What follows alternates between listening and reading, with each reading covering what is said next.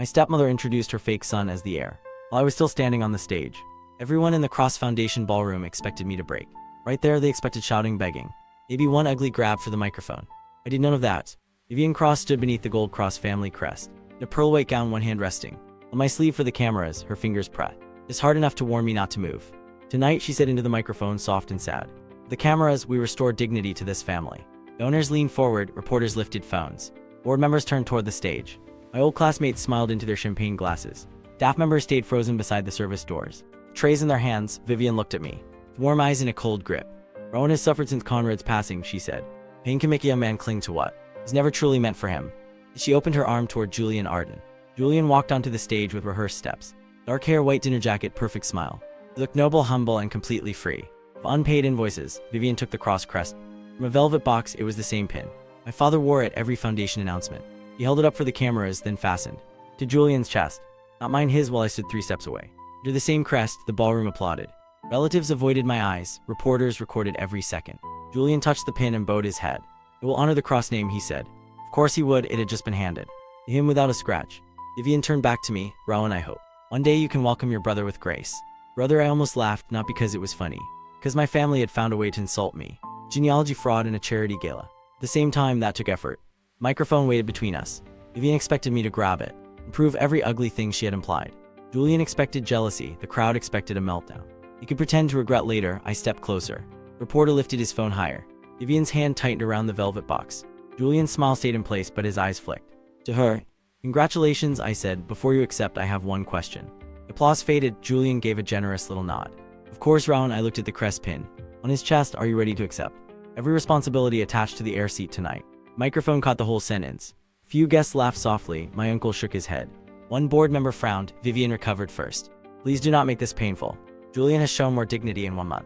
Some people manage in a lifetime. Soft voice, public damage. Julian straightened. I accept everything that comes with the title. Cameras were still recording. That mattered. I stepped back. I did not smile. Smiling would have made me look smug, and I was not in the mood to help them. With lighting, Vivian searched my face for fear or anger. I gave her neither. The applause started again. Near this time, Julian bowed. Vivian put a hand over her heart, wearing the face of someone who wanted sympathy for the damage she had caused.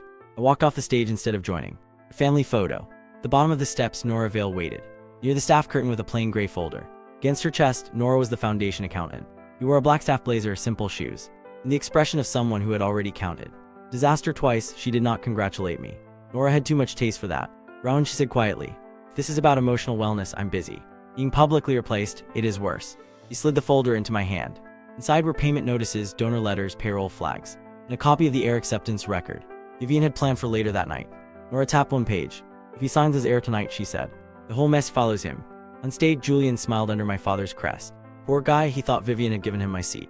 She had handed him the bill. The gala did not stop just because my family had performed a live adoption scandal under a chandelier. Waiters moved again, the quartet restarted, donors returned to wine glasses, reporters huddled near the stage comparing clips on their phones. Everybody pretended the room had not watched my stepmother erase me with a velvet box. Vivian kept Julian at center stage for photographs, one hand on his shoulder, face tilted toward the cameras, the crest pin visible, perfect family damage control. Then she found me near the staff curtain. She crossed the floor with Julian beside her. A reporter followed at a respectful distance. Rowan, Vivian said, warm enough for the room, come stand with us for the family photo. I looked at the backdrop, the cross crest, the foundation logo, legacy through service in gold letters. My father had chosen those words before Vivian turned them into a costume. No, I said. A cousin near the champagne table choked softly. Vivian pressed a hand to her chest. Please do not punish Julian for being chosen. There it was. If I joined the photo, I blessed the lie. If I refused, I became bitter, a neat trap with photographers. I'm not punishing him, I said. I'm declining free participation in fraud. There is a difference. Reporter's eyebrows lifted. Julian blinked. Nora stood slightly behind me with the folder. She was not hiding, but she kept herself out of the center. Staff survived around Vivian by being useful, quiet, and easy to blame last. Vivian noticed the folder. What is that? Work, I said. It is a celebration. For you. Nora opened the folder just enough for me to see the top page. Payroll delay notice, catering vendor demand, clinic maintenance invoice, scholarship transfer requests marked urgent. All routed through the public heir office. Vivian had kept pretty well, using my private authorizations to cover the holes. I knew those holes. I had covered late staff pay when Vivian blamed clerical timing. I had approved emergency funds for the clinic generator when she promised donors the program was fully supported. I had taken the board scolding when blaming me was cleaner than admitting Vivian delayed the workers who cleaned her ballroom. I was not tired of helping. I was tired of being the silent repairman for lies that smiled better than I did. Nora leaned closer. The vendors want confirmation before midnight. Staff payroll clears tomorrow if the bridge authorization remains active. If Vivian routes the Heir acceptance first, she will put Julian's name on the public obligations and still demand your private coverage. Of course she will, I said. Why waste one son when you can fake another and bill the original? Nora's eyes warmed for half a second. Vivian stepped closer. Her perfume arrived before her patience did. Rowan, she said low enough for only the nearest people, do not embarrass this family because your pride is wounded. My pride can survive a bad photo, I said. Payroll cannot. Her face stayed soft, her voice did not. You will support the transition. No, that word felt small, it also felt overdue. Staff captain glanced at me, then quickly looked away. Nora's fingers tightened on the folder. Vivian raised her voice. You are proving my point. You cannot separate personal hurt from family responsibility. Julian returned with a concerned expression that probably worked in portraits. Maybe I should speak to the donors, he said. Reassure them. Vivian smiled. Yes, that would be wise. I looked toward the donor pledge desk across the ballroom. White tablecloth, gold pens, tablet, small microphone, a lovely little station where praise turned into questions. Julian followed Vivian's gesture toward it. He thought he was being guided toward more applause. Nora closed the folder. He has no idea what they will ask. No, I said, but he has a shiny pin. Apparently that helps with math. Vivian led him toward the pledge desk. The applause had turned into paperwork. Paperwork was not nearly as impressed by him. The donor pledge desk looked harmless from a distance. White tablecloth, gold pens, a tablet with the Cross Foundation logo, one discreet microphone, the kind of setup that said charity, legacy, and please do not ask where the money went. Julian approached it expecting another round of compliments. Vivian kept one hand at his back. Her smile told the donors they were watching a young leader rise. Her fingers between his shoulders told me she was steering him. I stayed by a side pillar with Nora, close enough to hear, far enough to deny emotional involvement, my favorite distance with family.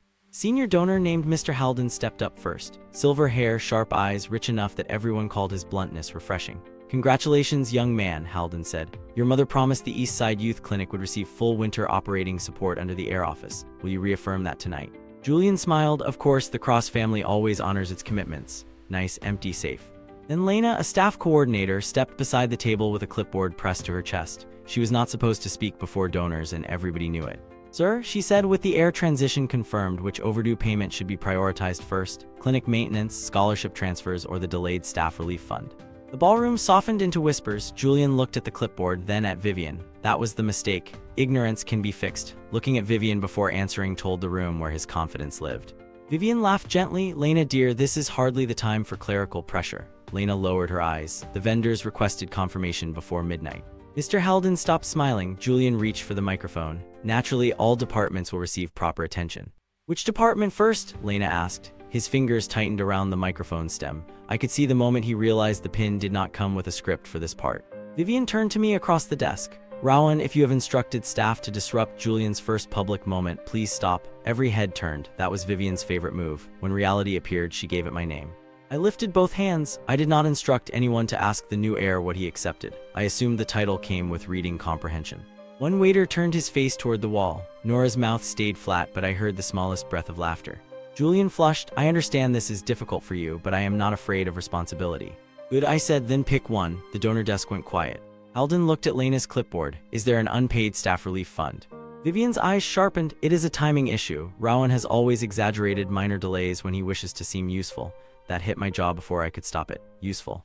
For years, she called me difficult when I caught problems early, selfish when I refused to hide them, unstable when I said staff should be paid before ballroom flowers. Then, when my private authorization saved her public promise, she called it family unity. I did not answer her. That would have made it about me. I looked at Julian. The coordinator asked you a question. You accepted every responsibility attached to the seat. On record, with cameras. Very shiny moment. I recommend enjoying the part after the answer. Reporter lowered his phone, checked the screen, then lifted it at a better angle. Julian cleared his throat. The clinic, we will prioritize the clinic. Lena nodded once, then the staff relief fund remains delayed. No, of course not. Then the scholarships are delayed. No, all will be honored. With what authorization? She asked. Julian looked at Vivian again. There it was, the first crack, small, clean, and public. Vivian stepped between him and the microphone. This is not a budget review. This is a family celebration. Halden's face changed. I was told the Heir office had secured coverage, Halden said. Vivian turned soft. It had. Rowan has simply chosen tonight to make pain political. Some guests nodded. Staff froze. Nora's folder stayed tight under her arm. I looked at Julian. You should ask her for a briefing before the next bill arrives. Vivian guided him away before Lena could ask another question. Behind her, Halden asked an assistant to request the clinic pledge file. That was the first donor, not the last. Vivian did not retreat when the first crack appeared. She moved the fight to the press alcove beside the west wall, where the lighting was warm and the cross crest repeated on the backdrop. She positioned Julian one step ahead of me so the crest pin caught every camera flash. Then she cried, not loudly. Vivian never wasted tears on anything uncontrolled. She lifted a white handkerchief to one eye, paused for the reporters, and smiled with practiced sadness. Please do not blame Rowan, she said. Losing a place you believed was yours can make even a good man speak cruelly. There it was again, defending me by cutting me open. Aunt Mari's touched her necklace. Uncle Thorne nodded with grave disappointment. My cousin Everett whispered he should just accept it, loud enough to help Vivian and soft enough to deny. Julian lowered his head in elegant sadness. He was learning fast, not responsibility. Performance. Vivian continued. Conrad wanted peace in this family. He wanted dignity. Tonight, Julian has shown both. Reporters watched my face. They wanted anger. It made better clips. I gave them tired honesty instead.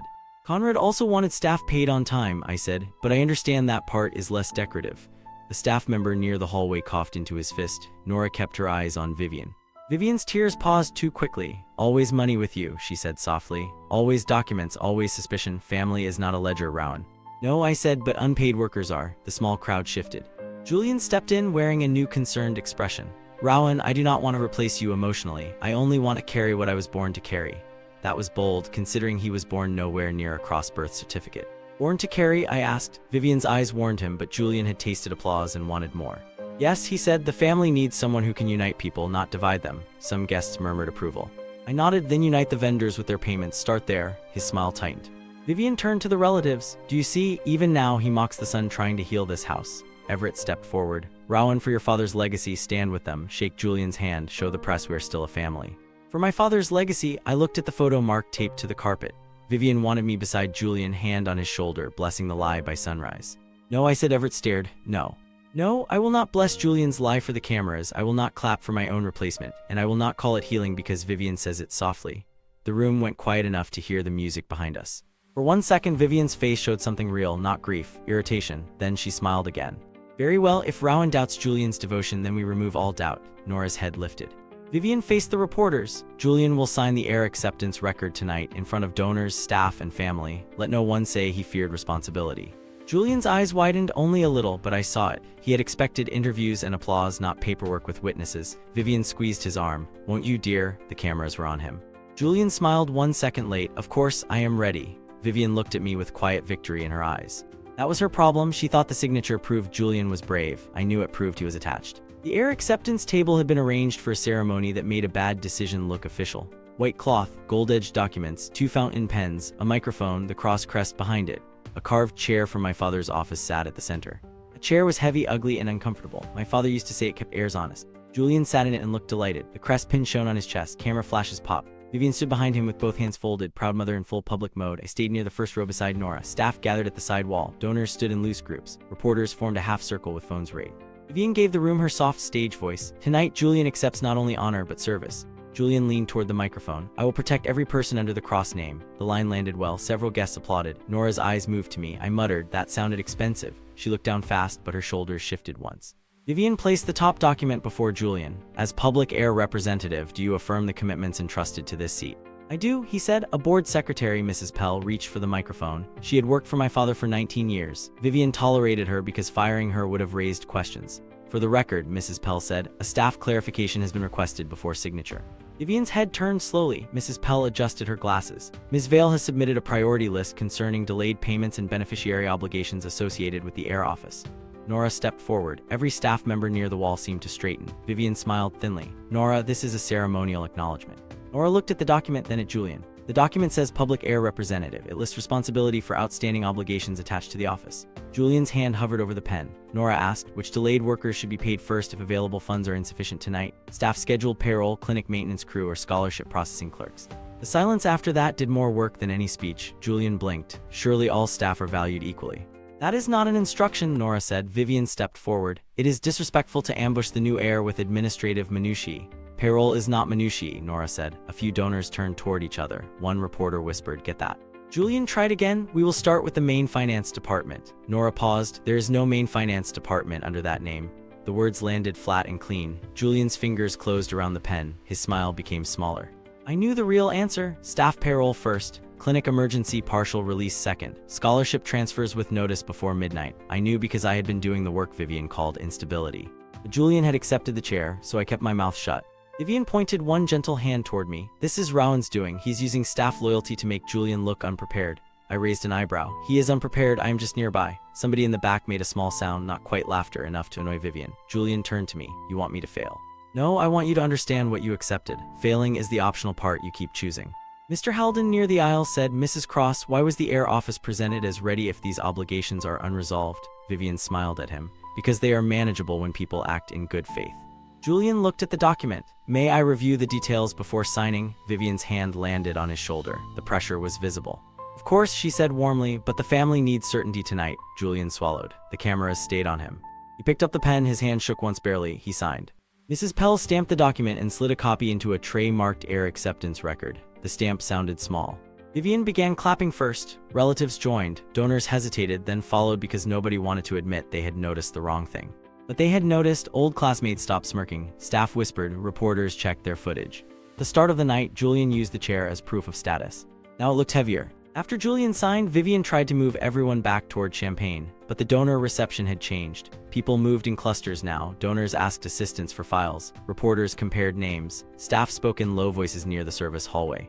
Julian stood by the acceptance table, touching the crest pin too often. Mr. Halden approached again with Myra Say from the Children's Clinic Board. She carried a tablet with the Winter Clinic pledge displayed. Julian, Myra said, your mother announced last quarter that the Cross Heir office would guarantee the youth clinic heating upgrade before the first frost. Can you confirm who is coordinating it?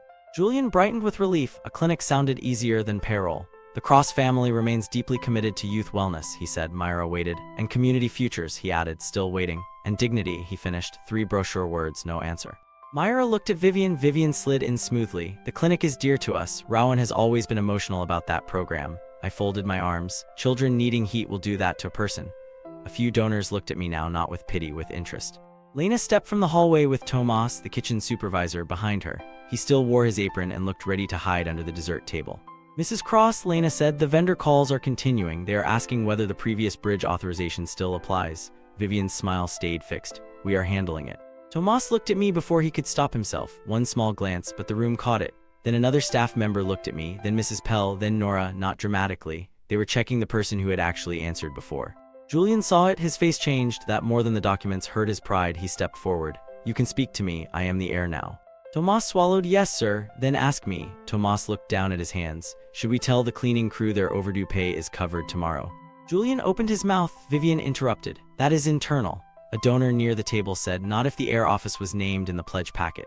The witness layer widened right there. No judge, no courtroom, just a ballroom. Realizing the beautiful speech had a back room. My cousin Everett appeared at my elbow, suddenly friendly. Rowan, he murmured, maybe you can smooth this out quietly for the name. I looked at him. You avoided my eyes for an hour, he flushed. It was complicated. It was 3 feet. He shut up. Aunt Mari's tried next. Your father would not want public scandal. My father paid people before ordering flowers, I said. Start there if you want to honor him. Nora stepped beside me, folder open. Staff scheduled payroll can remain protected if the restricted bridge remains untouched. Vivian's eyes snapped to her. That is not yours to discuss.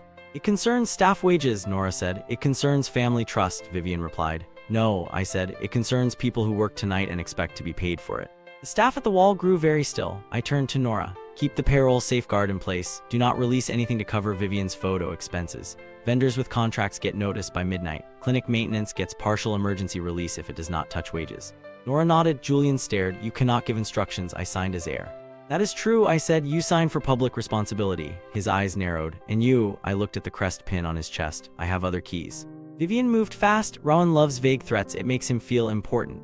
But her voice had a sharper edge now. Nora closed the folder. Vivian studied her with the same smile she used on people she planned to remove. Nora, Vivian said softly, after tonight we should review whether your department has encouraged this confusion. A staff member inhaled sharply. When Vivian could not answer the truth, she threatened the person holding the record. I stepped half a pace in front of Nora. Vivian's smile widened. She had found her next target. Vivian waited until the reception crowd thinned near the staff coordination hallway before she tried to break Nora. She liked witnesses, but only the right amount. Enough to pressure, not enough to expose. The hallway connected the ballroom to the service office. Folding tables held extra place cards, vendor envelopes, water bottles, and a laptop with the payroll dashboard minimized. Staff moved in and out, pretending not to listen. They listened. Vivian entered with Julian at her side and 2 relatives behind her. I stood near the folding table. Nora stood across from Vivian, folder in both hands. Nora, Vivian said, warm and sad, you are a good employee. I know Rowan can be persuasive when he feels wronged. Nora said nothing. Vivian placed a hand over her heart. I need you to correct the misunderstanding you created. The delays were clerical confusion, nothing more. Nora looked down at the folder, then back up. No. The staff hallway stopped moving. A waiter froze with a tray of empty glasses. Lena looked from Nora to Vivian. Mrs. Pell appeared in the doorway and did not step away. Vivian blinked once. Excuse me. The delays were not clerical confusion, Nora said. They were authorization delays after public promises were made. Staff were blamed for timing problems they did not create. Julian shifted. The crest pin caught the hallway light. It looked less impressive near the mop closet. Vivian's voice stayed gentle. You are tired. Rowan has put you in a difficult position.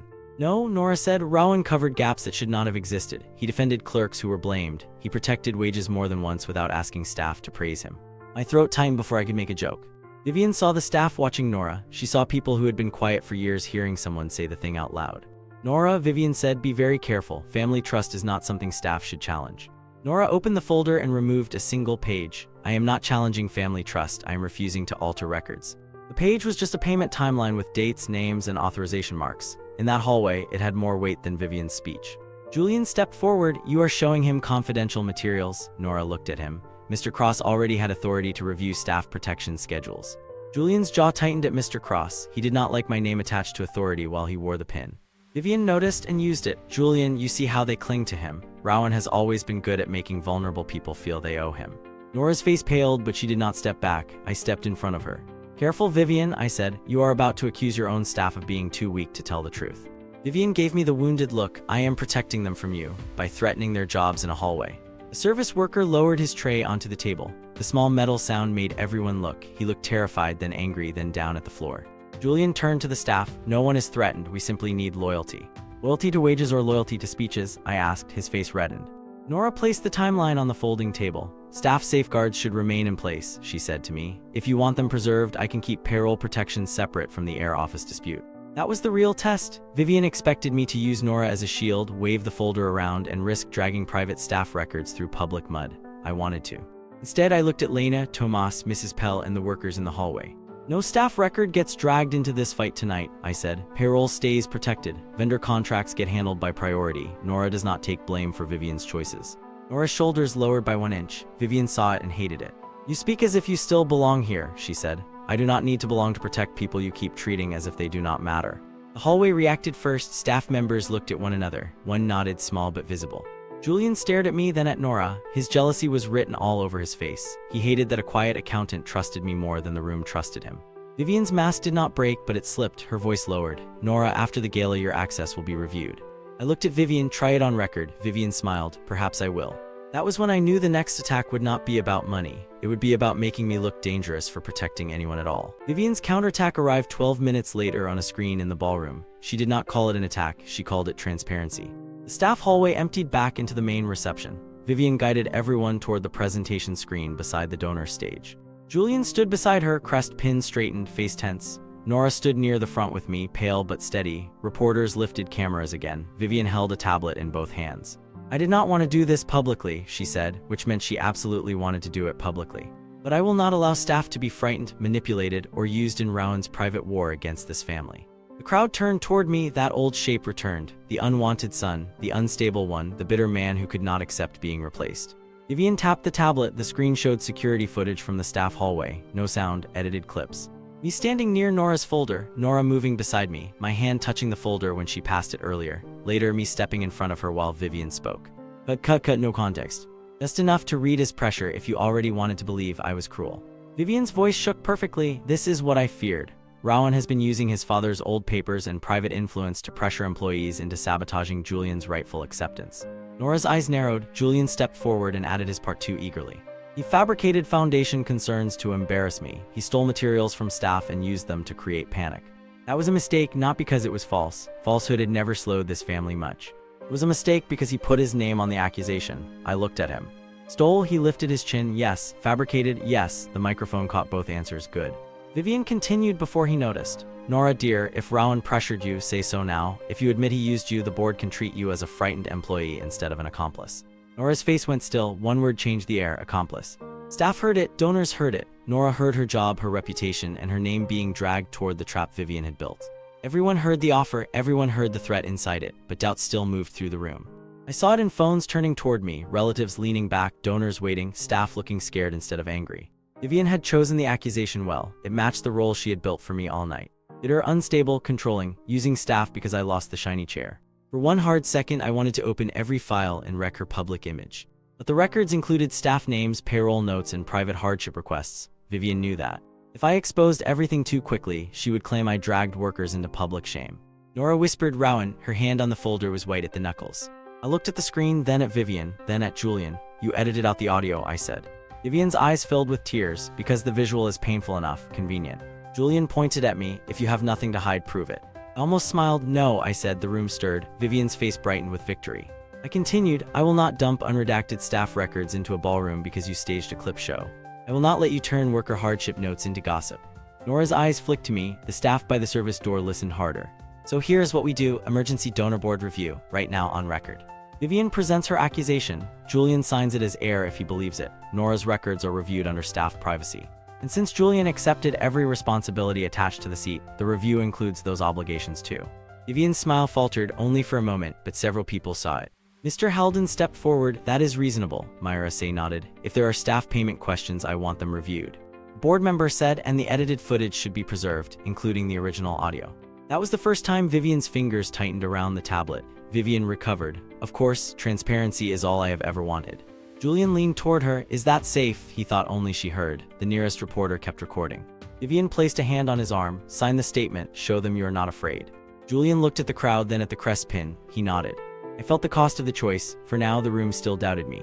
Nora's job was on the line. Staff were afraid. Vivian had made me look dangerous before I could safely prove I was not. That was the first real danger of the night. She believed she had cornered me.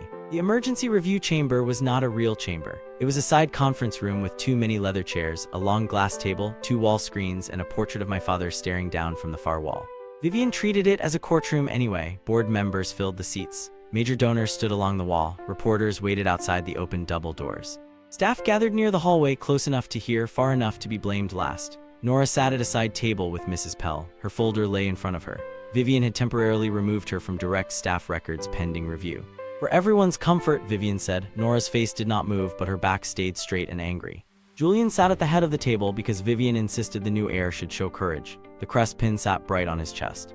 He touched it once, remembered the cameras outside, and lowered his hand. I stood near the opposite end. Vivian wanted me standing. Standing framed me as the accused. I let her have that visual for now. She opened with a soft speech. I called this review because I love this foundation, she said. I cannot allow grief, jealousy, or bitterness to endanger staff, donors, and children who depend on us. She looked at me with damp eyes. Rowan has suffered, but suffering does not give him permission to sabotage his brother. Julian looked down at the statement before him. The title was simple, Heir Statement of Authority and Formal Complaint.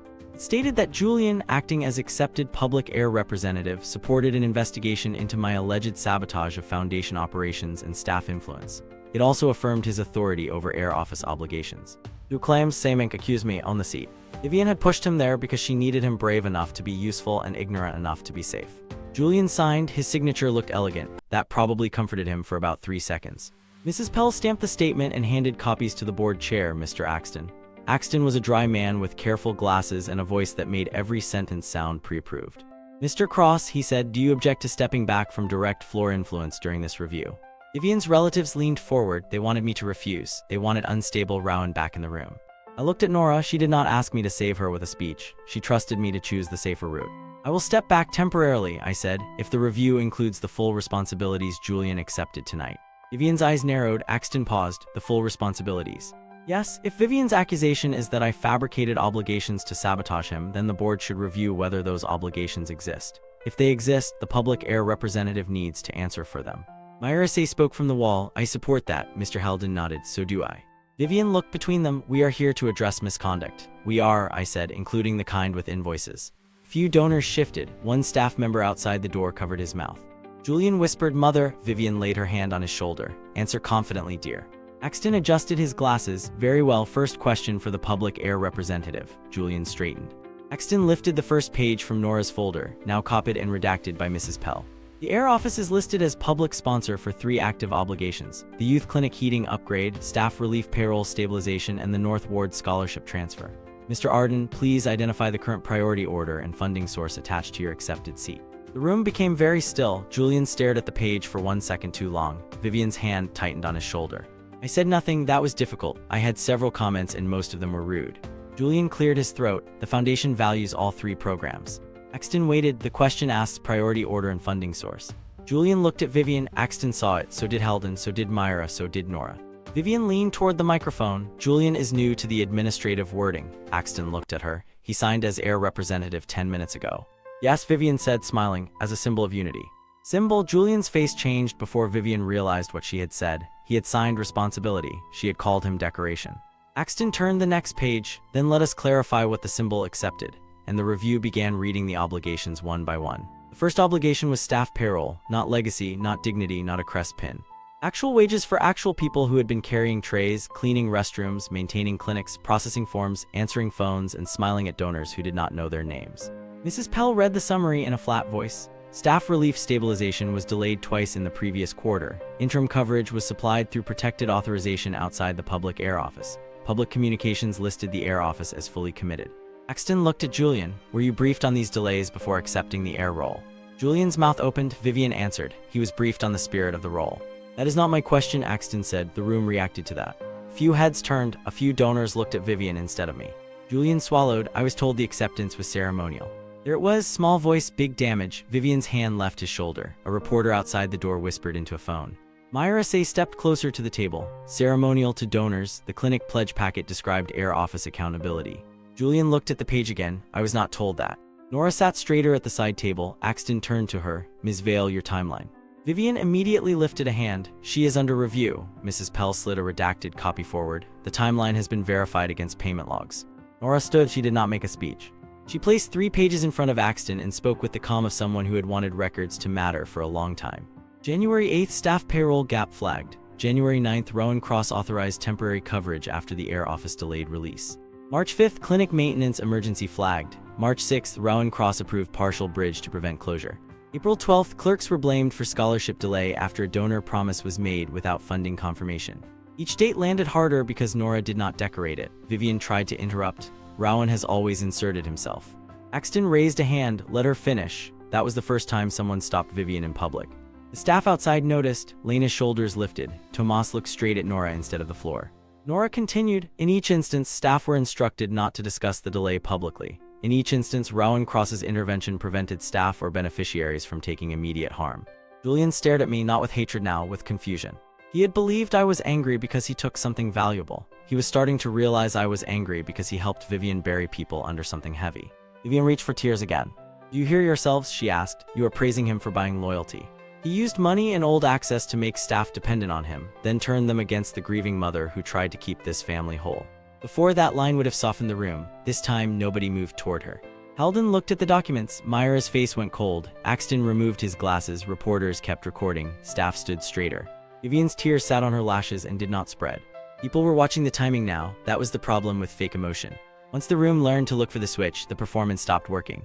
Julian touched the crest pin again. Axton read the next item. The youth clinic heating pledge was promoted at the spring donor breakfast. Mrs. Cross was the pledge funded at that time. Vivian smiled. Funding was in progress. Was it funded? It was planned. That is a no, Myra said. The room shifted again. A donor near the wall lowered his glass. Another whispered. She sold the pledge before securing it. Vivian heard that and turned sharply. I kept this foundation alive after Conrad died. My father's portrait hung above her. For the first time all night, she looked small under it. I felt the old anger in my chest. You kept the ballroom alive, I said. Other people kept the work alive. Vivian's eyes made it clear she hated that I had spoken calmly. Then prove it, she snapped. If you have all this supposed authority, prove it. Stop hiding behind staff. Save the Cross name. There it was, the demand under the tears. Save us, but pretend we were right. The room turned toward me. I placed both hands on the glass table. No, I said first. Vivian blinked. I will prove what matters, I said, but I will not save the lie that got us here. I did not bring out a dramatic box, no hidden safe, no thunderous announcement, no magic paper with official-looking font. The real keys to the Cross family were not theatrical. That was why Vivian had underestimated them. I nodded to Mrs. Pell. She opened a slim black folder and placed 3 documents on the table.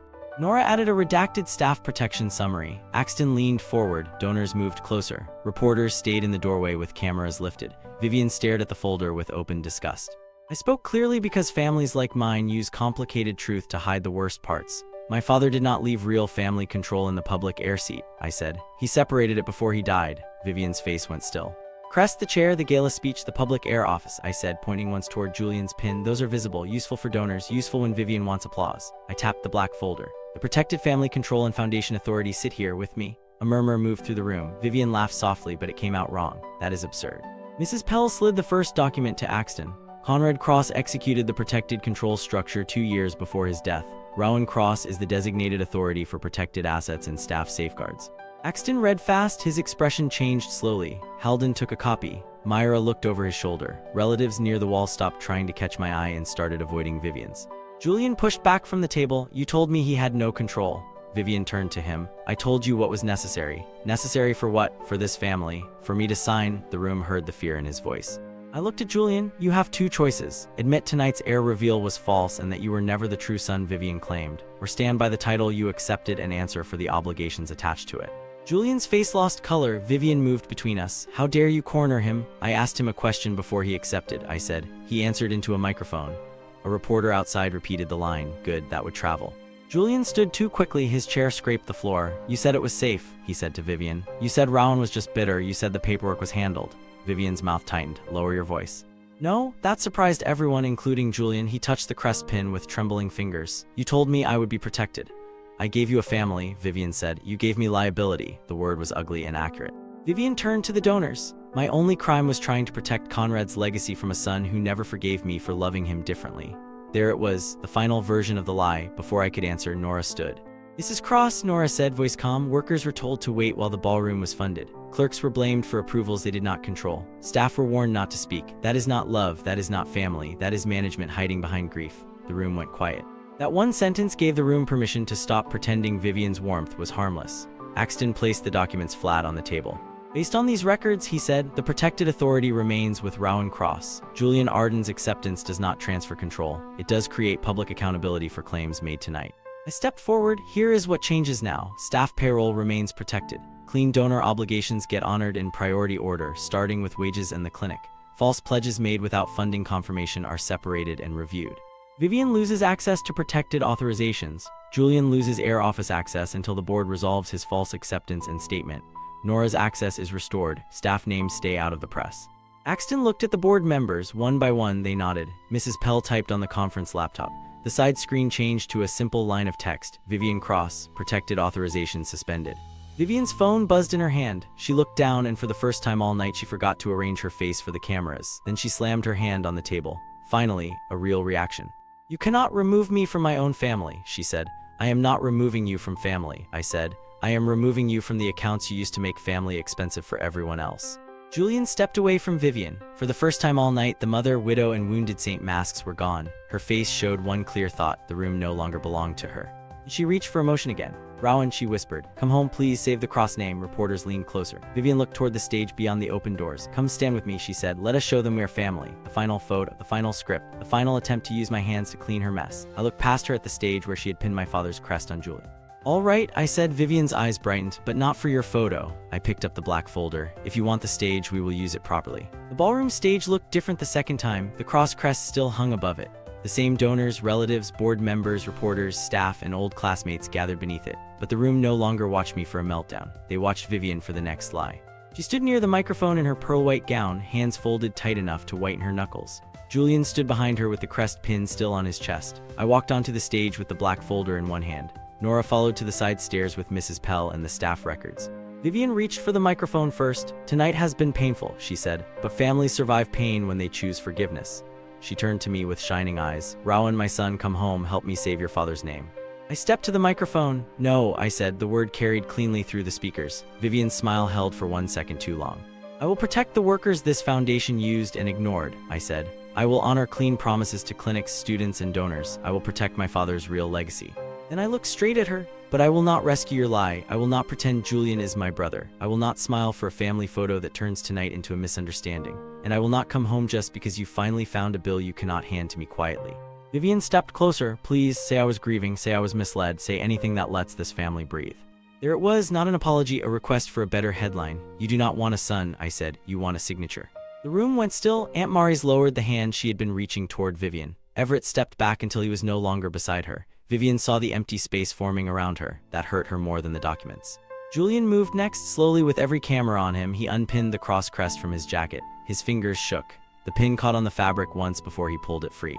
I was told it was ceremonial, he said. Vivian turned on him. Julian, he flinched, then faced the audience. I am not Conrad Cross's son, he said. I accepted the title because Vivian said the family wanted me there. The whisper that moved through the ballroom was not confusion anymore, it was judgment. Reporters called questions about the false heir, the delayed staff payments, and the edited footage. Vivian reached for me again. Rowan, please, we can fix this privately. I stepped back. Oh, you had private chances, you used them. Axton took the microphone and announced the board actions in plain words. Vivian removed from protected access. Julian's acceptance under review. Staff payroll secured. Donor obligations separated and prioritized. Nora restored to full access. Nobody clapped for Vivian this time. She tried the side staff door. The scanner flashed red against her access card. Once, twice. A security supervisor looked at Axton, then at me. I did not smile. Guest doors, I said. Vivian stared at the red light. The woman who had staged a family photo under the crest now stood alone under it, with reporters asking questions and no relative beside her. The staff along the side wall began clapping first. Lena, Tomas, Mrs. Pell, Nora, then Myra Say joined, then Halden, then the donors who had applauded Julian at the beginning. The applause spread through the ballroom in a different direction than before. Julian placed the crest pin on the table beside the microphone and stepped away from it. I did not pick it up. A reporter called out, Mr. Cross, are you taking the air seat back? I looked at the carved chair behind the podium. No, I said, the chair can keep its problems, I will take the work. Nora looked down, and this time she actually smiled. I stepped off the stage through the side stairs. Staff made space for me. Nora walked beside me with the folder tucked under her arm. At the bottom step, she said, payroll clears in the morning. Good, I said, best news all night. Behind us, Vivian was guided toward the guest exit, still trying to answer 3 reporters at once. Julian stood apart from her, empty jacket marked by 2 tiny holes where the pin had been. Outside, the night air hit my face cold and clean. I had real work to do. For the first time that night, nobody was calling me unstable, jealous, or unwanted. Nobody was asking me to smile for a lie. The stage that erased me had just corrected itself in public. And I was finally done clapping for people who only called me family when they needed me to bleed quietly.